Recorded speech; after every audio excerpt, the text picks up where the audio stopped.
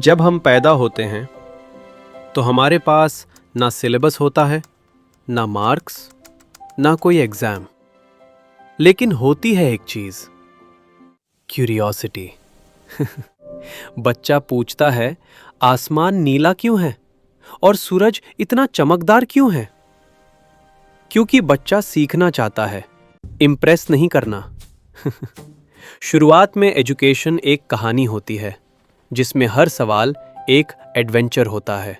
फिर एक दिन उस बच्चे को स्कूल भेज दिया जाता है, यूनिफॉर्म पहना दी जाती है, लाइन में खड़ा कर दिया जाता है और पहली बार सिखाया जाता है चुप रहना, डिसिप्लिन के लिए। टीचर पूछते हैं, कोई सवाल? बच्चा हाथ उठाता है, लेकिन धीरे धीरे हाथ उठना कम होता जाता है। पहले सवाल थे, फिर आंसर्स आए और फिर मार्क्स। अब सवाल ये नहीं होता। क्यों? सवाल सिर्फ ये होता है, कितने मार्क्स मिलेंगे? और वहीं से एजुकेशन एक रेस बन जाती है। अगर आप ध्यान से देखें तो स्कूल एक फैक्ट्री जैसा लगता है। Same uniform, same time table, same answers. Creativity optional, obedience compulsory. बच्चे प्रोडक्ट्स बन जाते हैं जिन पर लेबल लगा होता है, टॉपर, एवरेज, फेल। सुबह स्कूल, शाम कोचिंग, रात होमवर्क। बचपन कहीं बीच में खो जाता है। फनी बात यह है, सब फ्यूचर के लिए पढ़ रहे होते हैं पर प्रेजेंट जीना भूल जाते हैं। यह सिस्टम सिर्फ बच्चों को नहीं, टीचर्स को भी बांध के रखता है। टीचर भी सिलेबस से भागते हैं क्योंकि सिस्टम पूछता है रिजल्ट, बोर्ड एवरेज। और पढ़ना और सिखाना दो अलग चीजें हो जाती हैं। फिर कॉलेज खत्म होता है, डिग्री हाथ में होती है पर कॉन्फिडेंस नहीं। इंटरव्यू में सवाल आता है, प्रॉब्लम सॉल्व कर सकते हो? मार्क्स चुप रहते हैं। और पहली बार समझ आता है, रियल दुनिया में सिलेबस नहीं होता। एजुकेशन का काम था सोचना सिखाना, हमने याद करना सिखा दिया। एजुकेशन का काम था क्वेश्चंस बनाना, हमने आंसर्स रटवा दिए। ये फेलियर बच्चों का नहीं है, सिस्टम का है। कुछ जगहों पर स्कूल का मतलब होता है exploration, projects, discussion, failure without fear. वहां बच्चे सीखते हैं सिर्फ एग्जाम के लिए नहीं, जिंदगी के लिए। आज सवाल ये नहीं है सिस्टम खराब है या नहीं, सवाल ये है हम बच्चों को किस दुनिया के लिए तैयार कर रहे हैं, फैक्ट्री के लिए या फ्यूचर के लिए? क्योंकि जब एक बच्चा पूछता है आसमान नीला क्यों है, वहीं से शुरू होती है असली एजुकेशन। लेकिन ये सिस्टम पूरी दुनिया में एक जैसा नहीं है। कहीं एजुकेशन फैक्ट्री है तो कहीं एजुकेशन एक गार्डन है।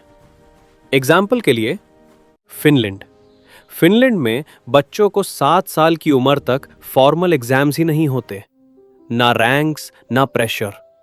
टीचर वहां सिलेबस फॉलो नहीं करता, टीचर बच्चे को फॉलो करता है।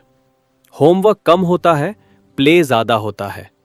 और इंटरेस्टिंग बात, फिनलैंड के स्टूडेंट्स वर्ल्ड के टॉप प्रॉब्लम सॉल्वर्स हैं। कम प्रेशर, ज्यादा सोच। शायद इंटेलिजेंस को पुश नहीं, स्पेस चाहिए होती है। जापान में स्कूल का पहला लेसन होता है सफाई। बच्चे खुद क्लासरूम साफ करते हैं, कोई जैनिटर नहीं। उन्हें सिखाया जाता है जिम्मेदारी, रिस्पेक्ट, कम्युनिटी। मार्क्स बाद में आते हैं, इंसान बनाना सिखाया जाता है। अगर एजुकेशन सिर्फ जॉब के लिए होती तो कैरेक्टर का सिलेबस क्यों होता? साउथ कोरिया वर्ल्ड के स्मार्टेस्ट स्टूडेंट्स में से एक, लेकिन यहीं पर स्टूडेंट स्ट्रेस और बर्नआउट सबसे ज्यादा है। बच्चे रात 2 बजे तक पढ़ते हैं, कोचिंग आफ्टर कोचिंग, सक्सेस मिलता है, खुशी गिर जाती है। सवाल ये नहीं सिस्टम कितना स्ट्रांग है, सवाल ये है स्टूडेंट कितना जिंदा है। इंडिया टैलेंट की कमी नहीं है।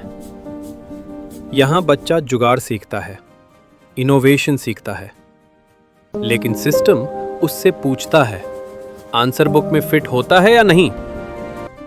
हम ओलंपियाड विनर्स बना सकते हैं, लेकिन एवरेज क्लासरूम में क्यूरियोसिटी मर जाती है। इंडिया को और टॉपर्स नहीं चाहिए, इंडिया को थिंकर्स चाहिए। अमेरिका में ऑप्शंस की कमी नहीं, सब्जेक्ट्स चूज कर सकते हो, करियर चेंज कर सकते हो, लेकिन एक प्रॉब्लम है, स्टूडेंट को बहुत जल्दी डिसाइड करना पड़ता है तुम कौन हो। फ्रीडम है, गाइडेंस सबके पास नहीं। फ्रीडम बिना डायरेक्शन के हो तो कंफ्यूजन बन जाती है। हर कंट्री एक्सपेरिमेंट कर रही है, क्योंकि फ्यूचर सेम नहीं रहेगा। जॉब्स बदल रही हैं, स्किल्स बदल रही हैं, लेकिन अगर एजुकेशन अभी भी पिछले 100 साल जैसी रही तो बच्चे फ्यूचर के लिए कैसे तैयार होंगे। एजुकेशन का काम स्मार्ट लोग बनाना नहीं, एजुकेशन का काम सोचने वाले लोग बनाना है। एआई आंसर्स दे देगा, लेकिन क्वेश्चंस सिर्फ इंसान पूछ सकता है।